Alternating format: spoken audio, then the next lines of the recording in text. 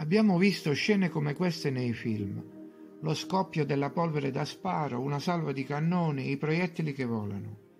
Già a proposito di proiettili ci si potrebbe chiedere: chi costruiva quelle biglie perfette, pesanti, a volte pesantissime?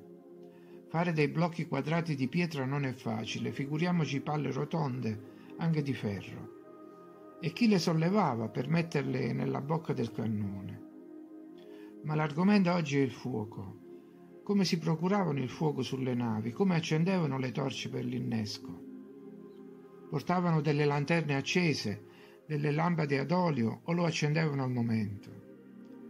E non era pericoloso portarsi dietro delle lampade accese su navi di legno per tutta la durata del viaggio, fino al momento della battaglia? E in caso di tempesta? E come si passavano il fuoco i marinai quando innescavano le polveri? Ognuno di loro aveva pronta la sua torcia già accesa? Altre illustrazioni di battaglie mostrano cannoni con custodie appese in cui c'erano delle candele.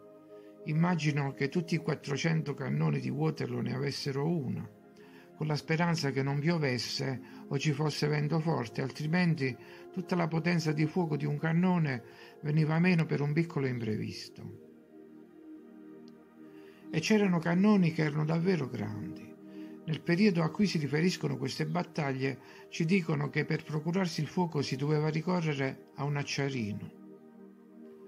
Nonostante la retorica che accompagna la storia del fuoco, che dà calore, luce, protezione da bestie feroci, la possibilità di consumare cibo cotto, anche questo argomento ricade nella categoria delle dissonanze. Fin dall'inizio della storia il fuoco viene trattato quasi come una materia mistica, a cominciare dalle sacerdotesse vestali, che nell'antichità custodivano il fuoco per evitare che si spegnesse e per donarlo a chi ne avesse bisogno, praticamente a tutti, anche se chi abitava lontano dal tempio era costretto a camminare chilometri per avere la sua parte di fuoco, probabilmente un vasetto con uno stoppino e dell'olio.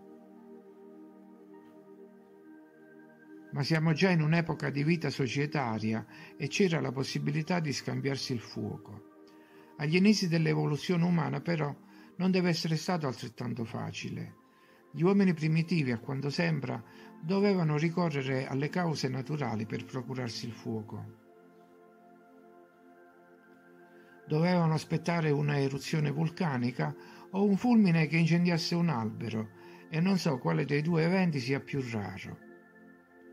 E poi conservare le braci alimentando costantemente il fuoco con la legna per riscaldare le grotte o le capanne esposte ai venti gelidi. Allo stesso tempo, però, altre immagini mostrano semidei con vestiti leggeri o quasi sempre nudi. E quello dei fulmini che davano il fuoco non è un intermezzo da poco. Pare che sia durato centinaia di migliaia di anni, durante i quali c'è stata anche la guerra del fuoco, come nel famoso film. La guerra termina con la scoperta dell'accensione, senza doversi più portare dietro le braci per centinaia di chilometri. Ora l'Homo erectus diventa stanziale e comincia a produrre il fuoco sfregando un bastoncino di legno. Quindi un altro lungo periodo durato migliaia di anni, fino all'accensione dovuta all'abbattitura del metallo sulla selce.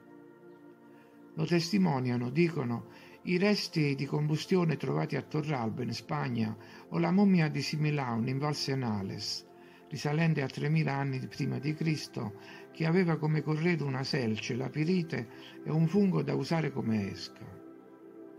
E questo espediente è durato fino al XII secolo, quando viene temprata la lega ferro-carbonio, che dà l'acciaio e quindi l'acciarino, uno strumento adoperato per 500 anni, durante i quali si è continuato a sfregare un pezzo di acciaio finché non scaturivano delle scintille che però dovevano cadere sulla paglia o un altro materiale infiammabile, un fungo di albero essiccato, il Fomes fomentarius, oppure cotone, canapa, piante palustri, peli di animali essiccati.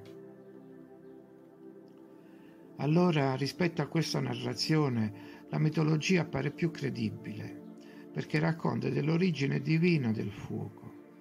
Prometeo, un semidio, lo rubò agli dei per darlo agli uomini. Naturalmente Prometeo non rubò dei carboni ardenti dal braciere di Zeus, infatti la punizione che ricevette è piuttosto severa per un furto di braci. Piuttosto si trattava di un qualche strumento e di certo non un semplice acciarino. Forse un oggetto sofisticato per avere a disposizione velocemente il fuoco sia per cuocere il cibo che per forgiare il ferro. Nel libro di Enoch abbiamo una storia simile, solo che il personaggio si chiama Azazel, e anche nella tradizione indiana, nel Rig Veda, c'è un altro personaggio simile, Matarisvan.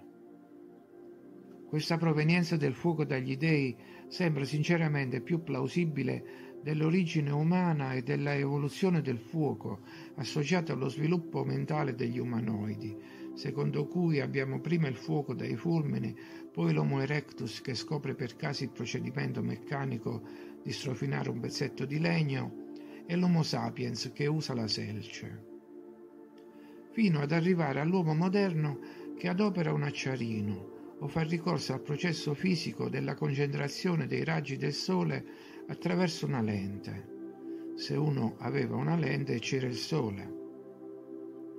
Ma finalmente nel Settecento abbiamo lo zolfanello, un bastoncino di legno intriso nello zolfo che aprirà la strada al fiammifero, ad opera del chimico John Walker nel 1824, anche se pare che l'accendino fosse stato inventato prima ancora dei fiammiferi.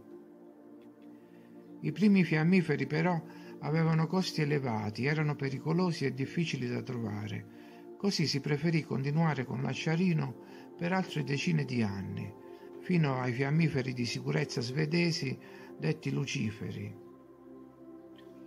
Naturalmente in questa storia ci sono incongruenze.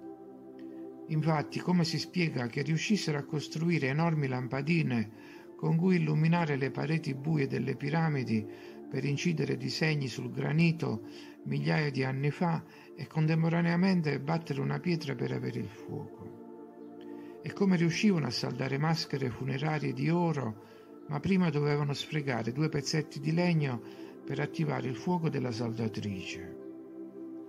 Meglio a Baghdad allora, dove avevano le pile, o a Siracusa, dove avevano la tecnologia degli specchi incendiari.